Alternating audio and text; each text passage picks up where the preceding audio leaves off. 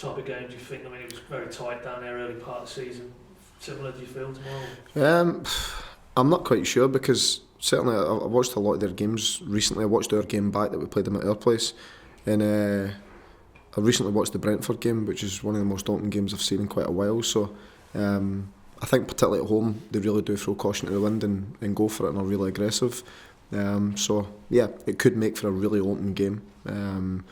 I'd be surprised if they played cagey, because I don't think that's their style.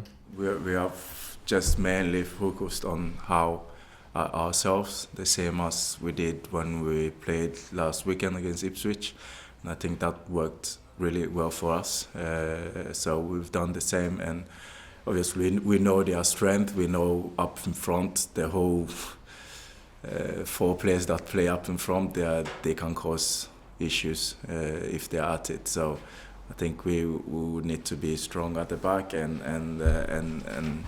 if we can do that, I think we have a good chance of getting chances ourselves and maybe winning the game.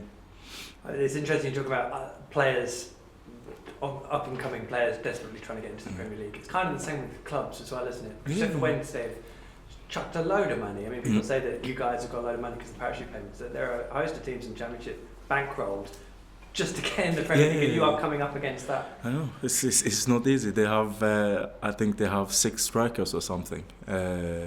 We have 2, Nelson and Cam, and then we have another, maybe 3. But they have, what I mean is they have 6 good strikers that they have paid a lot of money for, and that shows exactly what you're talking about. That it's not just them, it's Villa, it's other foreign people that put money in clubs, and it's tight. Everyone wants to go up to the Premier League. What's the pressure like in a game like this? I mean, you've been in games like this before, of course, and probably ones that have had more on the line, playoff finals, what have you. But is this a different kind of pressure? Is there something more desperate about it? Or?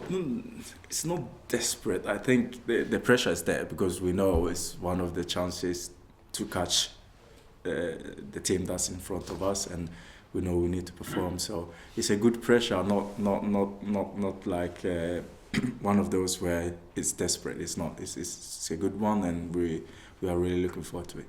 Just one more. What can you do on Saturday away from home that you haven't done in months, really, to be honest? To be honest, not letting it go the first 20 minutes of the game, and then we will have a good chance. Cheers, Alex. Thank you. What can you do differently this Saturday away from home that hasn't happened in recent weeks and months away from home? Probably win. Probably help. No, I think we've had some good performances away from home. I mean, I think Reading and Brentford in particular were 2 that I always hark back to, but it's because I felt we should have won the games. I think our difficulties have probably been, certainly like say a Rotherham or a Burton or something like that, but we didn't do as well as we should have done until we either got a man sent off or we conceded a goal. So I think the importance of this game, hopefully, we'll be up for it, and I don't think any of that sort of hangover that we have had, certainly maybe at some of the smaller grounds, should bear any fruit here, hopefully. No, I think it's not only me but everyone. It's a disappointment not to play at the Premier League when you have been there before. You know how big it is, you know how everyone in the whole world watches Premier League football. Everyone knows who everyone is, and it's a big thing, and still for me it's a big thing. I watch it at home when I have time to, and I really want to be there again. I think as a player, I think this is my last chance of hopefully playing Premier League again. Who knows? So that's why I'm trying to do everything I can to make that happen. Me and the group. Final one from me. Rangers. What did you make of all that? Speculation as usual. Don't know. What's going on? Because Alan Irvine last week, you this week, you and your boys having a few quid here. No. Well, if you're making a killing, it means you're going, doesn't it? Do you know what I mean? So, listen, the simple fact is, I've had absolutely heard from nobody regarding nothing, and I was as much surprised as anybody else. I've got no intention of going anywhere, and I've got a big job ahead of me at Norwich, and I'm hoping that I can go and try and get us to finish this season well first and foremost.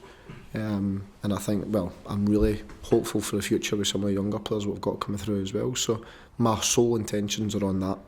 Alex, do you think it's a vindication of the job you've done being here you well went with the Rangers job? So I think some Norwich fans at the moment will probably say no. But yeah, listen, it's one of them ones. I think that looking at any club, they'll look at what they want to do, how they want to try and do it, and then try and get someone who they think fits the mould of doing that process, basically. I mean, that's how I would think clubs would try in their process in terms of recruiting a manager. It's probably been a wee guy who I've known stuck a fiver bet on, and that's what it's stemmed for. I don't know. I mean, it's, to me, I'll be honest with you, for me it's irrelevant. I'm not bothered about it. I don't talk about speculation, as I never have done, regarding any of my players. And as far as I'm concerned, this is just speculation as well. So, no, listen, what will happen with them will happen with them. I mean, I got a lot of texts and a lot of phone calls. But that's just normal, because people want to know things that they think are getting kept from them, which is, I didn't even know about it, so there you go.